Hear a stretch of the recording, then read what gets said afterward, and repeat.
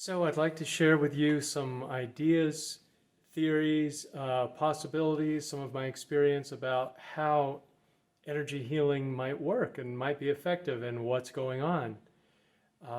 So not going into specifics of techniques or how to do it at the moment, but just taking an overview of what might be going on with energy healing and different possibilities of how it might be working.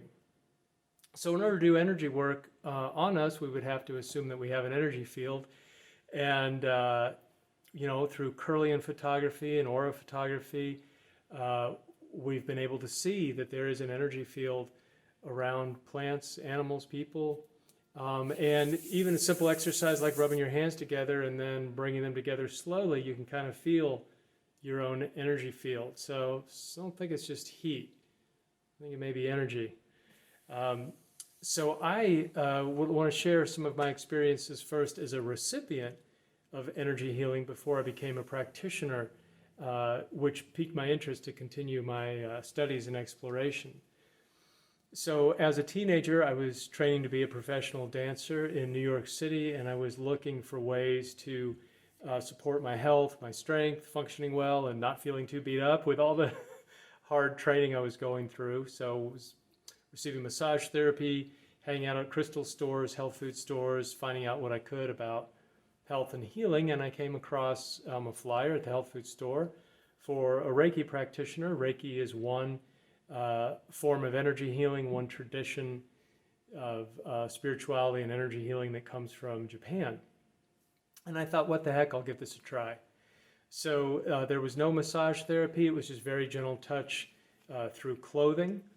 And as well as feeling relaxed and refreshed, I remember at one point I saw a couple of flashes of light. And I went for a few sessions, and I noticed after the sessions, I felt relaxed and balanced in a way that was different than a good night's sleep or a massage. So I felt there was something particular going on with this energy healing. And then when I was dancing with a company in Montreal, I received work from a woman who didn't even touch the body. She worked around and over the body out in the energy field, and I felt things happening. So I thought, well, I guess I must have an energy field because she wasn't even touching me and I felt things happen. I was also at a retreat once where we were lying on the floor listening to music, and I had what felt like explosions in my chest and energy going up my central column. So that was probably what would be called, referred to as a Kundalini experience, where we feel energy movement in our own body and no one else is even working on us with their hands or with their energy. It just happens spontaneously sometimes in a meditation experience, or if we're in the presence of a spiritual teacher or master. I've also had spiritual teachers give me a blessing on the head, and I felt stuff happen with that too. So it was my experience receiving these sessions that piqued my interest. And when I became a licensed massage therapist, I also wanted to add the energy work, so I started studying it. Studied many different forms of energy healing, and again, I'm not going to the specifics of techniques, but want to look at an overview. So I want to share some of the experiences that people have had when I've been working on them. It's possible to clear the meridians with your hands for yourself or somebody else. I learned a meridian balancing routine, which only takes a minute or two to perform. And I've been amazed. I've seen people have energy movement and even emotional release just from doing that for a minute or two. I was giving a lecture and demonstration at a massage school once about energy healing, and I asked for a volunteer. One of the students came up, and I did this meridian clearing on her, which she does standing up. It only takes a minute or so. And so I cleared her meridians. She bends over and starts crying. You might think, well, that doesn't sound very good if you're supposed to be doing healing work and somebody's crying. Well, she had an emotional release, energy was moving. At that point, we got her on the table, did some more hands-on healing and helped to balance out what was going on. And that often happens. Emotions will come up and then release, or sometimes pain intensifies before it's released. So I've noticed that in healing sessions. Another time I did the meridian clearing on a woman who was an accountant and had just finally made it through tax season. I cleared her meridians. Halfway through, she started laughing and she was crying and going, "What's going on? Why am I laughing? Why am I crying? I don't feel sad." Again, that was just her body, her system releasing. So that wasn't even so much an emotional thing, just an energy thing. Sometimes we laugh or cry when energy moves. I was once in a cafeteria when I was traveling and teaching workshops. I was down in Georgia, and one of the women working at the cafeteria was wincing, and I saw her hand was bandaged. I asked what happened. She said she burned her hand. I said, "I do Reiki, energy healing." I said, "If you'd like, I can try a little bit. I don't know if it's going to help, but it won't hurt." She said, "Absolutely. Let me ask my boss." Her boss said yes. So she just sat there in a chair in the cafeteria, no soft lighting, no music, no massage table. And I did a little bit of work on her head, shoulders, went down her arm. I didn't touch her hand where she had the burn, but I worked over it. And her pain was greatly reduced and she felt some relief. And I can't really explain how that happened.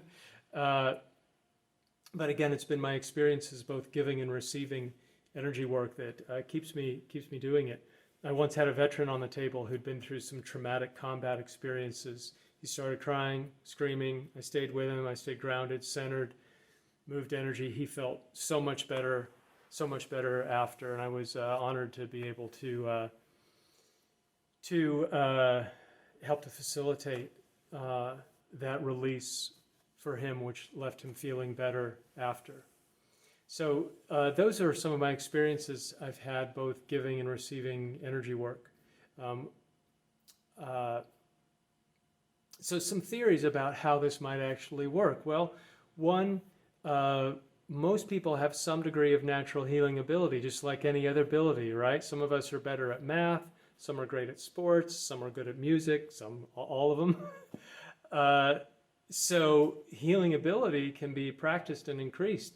Just like with anything else, there could be someone with only mediocre ability, mediocre natural ability, but with lots of practice, they can become quite good, whether it's, dance, music, math, or energy healing. So as I like to say, practice makes powerful. So natural healing ability is one way that energy healing could work. Some people have no training and they have a healing presence, or they went through a kundalini or awakening experience in meditation, or just spontaneously where suddenly their healing and spiritual abilities were greatly increased. Also, there are techniques to learn to perceive and adjust the energy field, the aura, the energy field around us, the chakras, which are energy centers, meridians, which are lines of energy, used in acupuncture. I mentioned that I use the meridian clearing sometimes. So those are sort of technical energy healing techniques where we're working specifically on a chakra, a meridian, the energy field, the aura. So that's one approach. Also, there is simply channeling healing energy, allowing the healing energy of the earth, of the cosmos, of spirit, of source, to come through us and work through us into the person that we're working on, to help that energy flow through them so their body, mind, and spirit can use it as they need to. And there's also that we may be channeling energy or guidance from a spiritual guide, a spiritual being, an ancestral guide, either a guide of the healer or the healing facilitator, or of the person that's being worked on. One of their guides may show up to help. But this is when I do healing work. This is why I don't like to leave an open invitation. I like to say only, beings of love and light, guided by divine love and wisdom, or something to that effect, will be present and helpful for the healing session. And of course, there's the love and the intention in our own heart. So I can't really say which one is dominant. Maybe different ones and different combinations at different times, but it seems to me that maybe a combination of those things, our natural healing ability, any techniques we've studied to work with the energy field, the energy we may be channeling from the earth, the healing energy of the earth or the universal source, or angels, masters, spiritual beings, ancestors that may be helping, and the love in our own heart. Did I say that? Our healing intention. So all those things may be combining together. It's a little hard to study exactly what's going on, but we have seen, again, through different forms of photography, that we can sometimes even see the energy field, and some people learn to perceive it and to be able to see it. Despite doing energy work now for over 20 years, I do not very often see energy around a person. Occasionally I've maybe seen an aura, but I feel things when I'm working, so everyone perceives differently. So those are some theories about how energy healing may be working. I also like to work with the intention that I don't necessarily know what's best for the person, and even the person I'm working on might not know.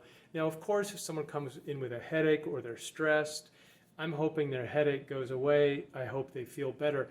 But it's within the context of asking the session to be guided by their higher self, by the spiritual realm, because I might not know what's best on my personality level. And let me give you an example for this. One of my teachers, Laurel Gaia, gave the example of working with a cancer patient. The cancer patient said, I don't want to lose my hair. She was going through chemo. And as Laurel told the story, she said, well, I don't think we should put limits around Reiki or the energy healing because I don't want to put limits on what might be best. And I thought, gosh, you know, the poor woman just doesn't want to lose her hair. That seems innocent enough, but guess what? She lost her hair. The woman she went to who helped fit her for her wig knew about a hospital that specialized in her type of cancer, provided very effective treatment for her, and that hospital was encouraging of her continuing to get her Reiki sessions, which also helped. So isn't that a beautiful story and a beautiful demonstration that we don't always know on the mental level what's best? If the woman had not lost her hair, she wouldn't have ended up at the hospital that had the best treatment for her. Likewise, if I was working on somebody who was perhaps near the end of their life or dealing with a very serious illness, before I did energy work on that person, I would need that person and their friends, family, loved ones to all understand that this session I do may help them get better, may help them feel relaxed, may have a healing effect, or it may help them pass on if that's what their soul is ready to do. So I don't want people to get upset with me, you know, hey, you did that session, and a few hours later, the next day they passed, and then they think I killed the person. However, perhaps their soul, their spirit was ready to move on, and receiving the energy work, they were able to come to a relaxed place where they were able to let go and move on. Now, likewise, I wouldn't guarantee that I can help somebody move on. It seems to adjust each time. That's why it can be hard to study or put in a box, because it does seem to adjust for each person, which I think is a good thing. I've seen it range from relaxation to people seeing colors, to people feeling energy movement, to people having a spiritual experience, an emotional release, or sometimes they see images. Oftentimes people say, gee, I felt your hands in a couple places and then you moved on, but I still felt energy happening where you were, and I thought you had, I didn't understand what's going on. You didn't have, because you don't have 3 or 4 hands. So they felt the energy still kind of doing its thing, even when I went to a different place. So I really don't have one clear, direct, simple answer to give you about how energy healing works. I've just noticed from my own experience giving and receiving that it can be a very powerful and positive thing. And I like people to know that it's not necessary to be a professional in order to benefit from these techniques for use with yourself, your friends, your family, your loved ones. A few simple techniques with a lot of practice can over time become powerful. Like I often say, practice makes powerful. You know, massage therapy is based on anatomy and physiology mostly, right? So that makes sense. I often tell people, you know, energy healing doesn't always make sense to me, but if it helps, who am I to argue? So I've just seen the benefits over the years, which is why I keep practicing it. So I encourage you to explore it in a way that is right for you. Thank you, and namaste.